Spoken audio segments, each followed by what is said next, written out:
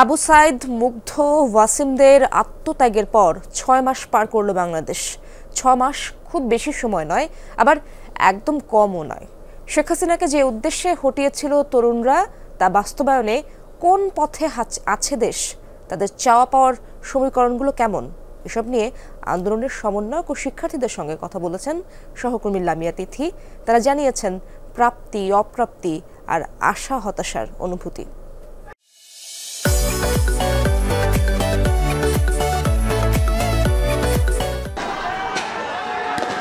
রংপুরে আবু সাইদের বুক পেতে দেওয়ার এই ভিডিও ফুটেজ নাড়িয়ে দিয়েছিল পুরো দেশ।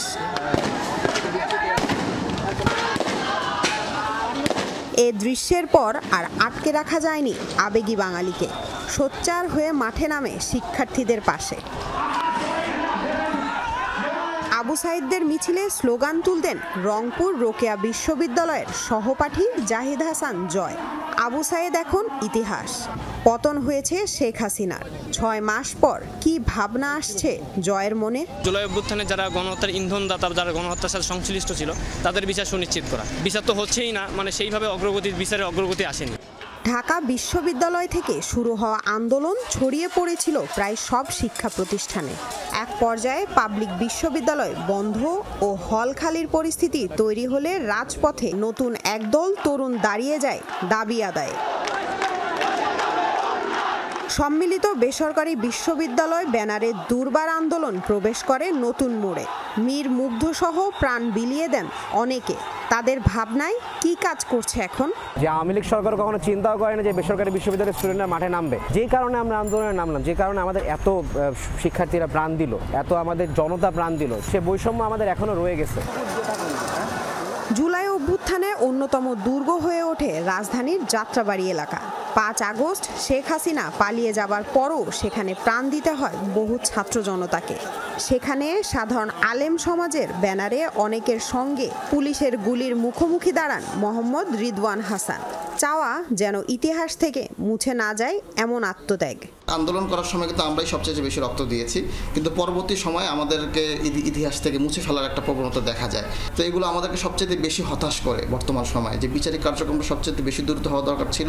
একটা ঘটনার প্রেক্ষিতে কি একজনকে ফাঁসি দেওয়ার মতো অপরাধ করেনি।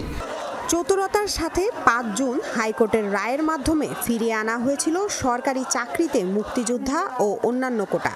বিসিএস এর জন্য লাইব্রেরিতে পড়াশোনা থামিয়ে মাঠে নেমে আসেন আন্দোলনের অন্যতম সমন্বয়ক সার্জিস আলম। ৫ জুন বিকালবেলায় যখন আমরা দেখতে পেলাম যে 18 যে পরিপত্রটা সেটা বাতিল করা হলো, তখন আমি আসলে নিজে বিসিএস এর জন্য পড়াশোনা করছিলাম। এভাবে যখন 56% কোটা হয়ে যাবে, তখন দেখা যাবে বছরের পর বছর ঘুরেও সেই কাঙ্ক্ষিত চাকরিটি মানুষ পাচ্ছে না, আমিও পাবো না। আমরা প্রয়োজনে যদি একটা আন্দোলনে যেতে হয়, আমরা আন্দোলনে যাই, কিন্তু এই কোটাটা আমাদের অবশ্যই যৌক্তিক মাত্রায় সংস্কার করতে হবে। ফুঁসে ওঠা শিক্ষার্থীদের আলটিমেটামের তোয়াক্কা করেননি শেখ হাসিনা সরকার। নিরস্ত্র শিক্ষার্থীদের ওপর আইন শৃঙ্খলা বাহিনীর সঙ্গে ঝাঁপিয়ে পড়ে ছাত্রলীগ, যুবলীগ। ইন্টারনেট বন্ধ আর কারফিউ জারি অবস্থায় চলে নির্মম হত্যাযজ্ঞ। ৬ সমন্বয়ককে তুলে নেওয়া হয় ডিবি কার্যালয়ে। মার্চ ফর জাস্টিস আর ৯ দফার পর দ্রোহযাত্রা শেষে শহীদ মিনার থেকে আসে ১ দফার ঘোষণা। সরকার এবং এই ফ্যাসিবাদী শাসন ব্যবস্থা পতন করতে হবে। আওয়ামী লীগের পতনের পর ৬ মাস পেরিয়েছে। অন্তর্বর্তী সরকারের আছে ৩ ছাত্র প্রতিনিধি। কতটা মিলেছে আন্দোলনের হিসাব নিকাশ? এই সরকার প্রত্যাশা এবং প্রাপ্তির মধ্যে বিস্তর ব্যবধান রয়েছে। তবে আমাদের ছাত্র উপদেষ্টারা চেষ্টা করেছে, আমাদের অন্যান্য যারা উপদেষ্টারা রিফরমেশনের যে প্রস্তাবগুলো সামনে নিয়ে এসছে, এখন সেই জায়গায় দেখার বিষয় রাজনৈতিক মতানৈক্যের ভিত্তিতে আমরা কতটা সেটিকে বাস্তবায়ন করতে পারি। যদি আমাদের এই মানসিকতার পরিবর্তন না হয়, আরও 5টা অভ্যুত্থান হবে, আরও 100 বছর পরে আমরা এই জায়গায় ঘুরপাক খাবো।